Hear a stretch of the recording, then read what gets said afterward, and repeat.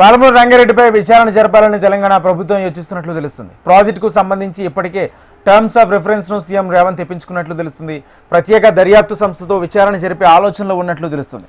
దీనిపై కాసేపట్లో అసెంబ్లీలో సీఎం రేవంత్ తీర్మానం చేయనున్నట్లు తెలుస్తుంది. ఇదే అంశానికి సంబంధించి పూర్తి సమాచారం మా రీజనల్ కోఆర్డినేటర్ అశోక్ అందిస్తారు. అశోక్.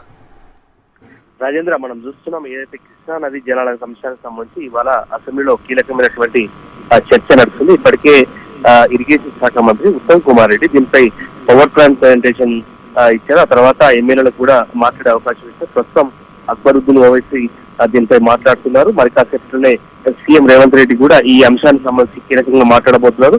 ప్రధానంగా పాలమూరు రంగారెడ్డి సంబంధించి అయితే గత ప్రభుత్వం టీఆర్ఎస్ చేపట్టినటువంటి విధానానికి సంబంధించి ప్రధానంగా విచారణ జరపాలని చెప్పేసి కూడా యోచిస్తుంది. ఏదైతే సీఎం రేవంత్ రెడ్డి మొన్న ప్రజాభవన్ లో మాట్లాడడం జరిగింది. ఎలాంటి క్యాబినెట్ అప్రూవల్ లేకుండానే ఏపీ ప్రభుత్వంతో పాటు నిధుల విషయంలో కూడా క్యాబినెట్ అప్రూవల్ లేకుండానే వాళ్ళు నిర్ణయాలు తీసుకున్నారు. దీనివల్ల నష్టం జరిగిందని చెప్పేసి కూడా సీఎం రేవంత్ రెడ్డి స్పష్టం చేశారు. సో దీనిపై మరి కాసేపట్లోనే అసెంబ్లీలో మాట్లాడిన తర్వాత అయితే టర్మ్స్ ఆఫ్ రిఫరెన్స్ అప్లై చేసేటువంటి యోచనలో ఉంది. సో ప్రత్యేక దర్యాప్తు సిట్లు ఏర్పాటు చేసి మొత్తం పాలమూరు రంగారెడ్డికి సంబంధించి ఎటు నుంచి ఎటు ఎందుకు మార్చడం జరిగింది, దీనికి సంబంధించి ఏపీ ప్రభుత్వంతో ఏ రోజు ఎలా నిర్ణయం తీసుకున్నారు, ఎఫెక్ట్ సంస్థల ముందు ఎటువంటి వాదనలు వినిపించారు, దీనికి సంబంధించి నిధుల విడుదల కావచ్చు, నిధుల కేటాయింపు కావచ్చు, ఖర్చు కావచ్చు, మొత్తం ప్రాజెక్టుకు సంబంధించిన డిపిఆర్ విషయంలో కూడా పూర్తిస్థాయి విచారణ జరిపి దానిపై ముందుకు వెళ్ళేటువంటి ఆలోచన నేపథ్యంలోనే సీఎం రేవంత్ రెడ్డి దీనిపై నిర్ణయం తీసుకున్నట్లుగా మనకు సమాచారం అందుతుంది.